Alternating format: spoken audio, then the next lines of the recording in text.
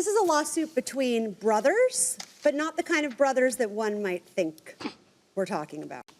So the two of you, Mr. Nichols and Mr. Velasquez, met at what one of you called a fraternity for older people, a social club that you socialize at together. And Mr. Nichols, you claim that you sold a truck to Mr. Velasquez. It was an as-is sale. Purchase price was $5,000. You agreed on a payment plan, and you wrote up a purchase agreement, signed it, all was well, until the defendant stopped paying. You want the rest of your money. Mr. Velasquez, you acknowledge that you purchased a vehicle from the plaintiff, but you claim that you tried your best to keep up on payments until about 7 months after you purchased it, it quit on you. And you think he sold you a lemon, he knew about underlying damage all along, and you don't want to pay for a car you can't drive anymore. Correct. All right.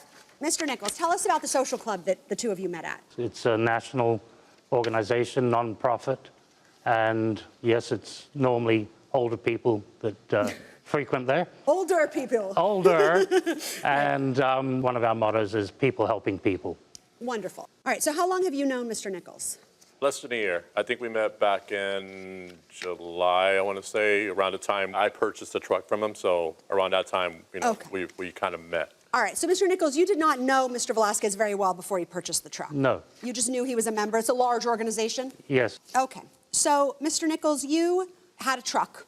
Tell us about it. And I'll go ahead and we can put a picture of this truck. Tell us a little bit about its history. It's a 2004 Sierra. I purchased it in Buffalo, New York, and I believe in 2022 in the winter. I flew up, purchased it, drove it back to South Florida. When I got it back there, I needed to have the air conditioning rebuilt, and then subsequently I had the water pump replaced, the transmission rebuilt, and brakes done on the rear, and it was running well.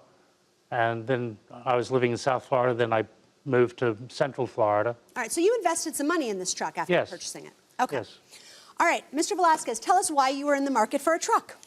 Well, I was in the market for a truck. I have a pool business that we run. It's a family-owned pool business, and we needed an extra truck.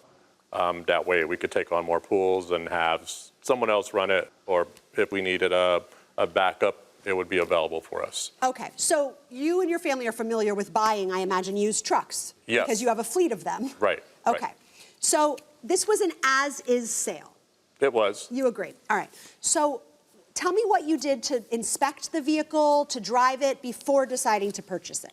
Well, before driving it, and honestly, I was taking his word for it, because I figured, being his personality and the way we met, you know, I trusted him pretty much. All right, well, when you say taking his word, oftentimes we have like an advertisement, but because this was a sort of private transaction, right. What did he tell you that you relied on? He did say there was a little bit of rust, but he didn't really, I don't think he was completely honest about how much rust was actually underneath the carriage. All right, did you inspect it before purchasing it? I inspect the motor, because I did test drive it, you know, just kind of went around. Sure.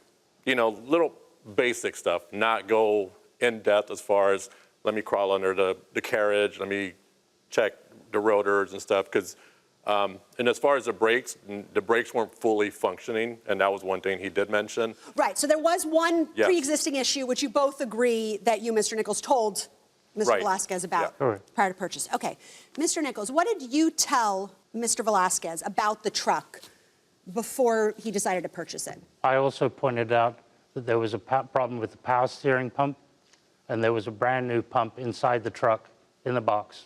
Oh, so there had been a problem, but that you replaced it? No, or no? It needed to be replaced. I see. It was still drivable, but I said, you know, this pump's on its way out. I've purchased a brand new one, but I haven't had it installed yet. Okay, so you kind of... So I provided it with the truck. Gift with purchase. Yes. Right, a new pump. And you knew he was upfront with you that at some point this part was not going to work anymore, but he had already purchased a new one. Right. Okay.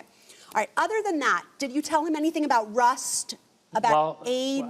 After I'd had the transmission replaced and the air conditioning replaced, the mechanics that I'd used never came back to me and said, hey, by the way, you've got a big problem underneath here. I never saw that.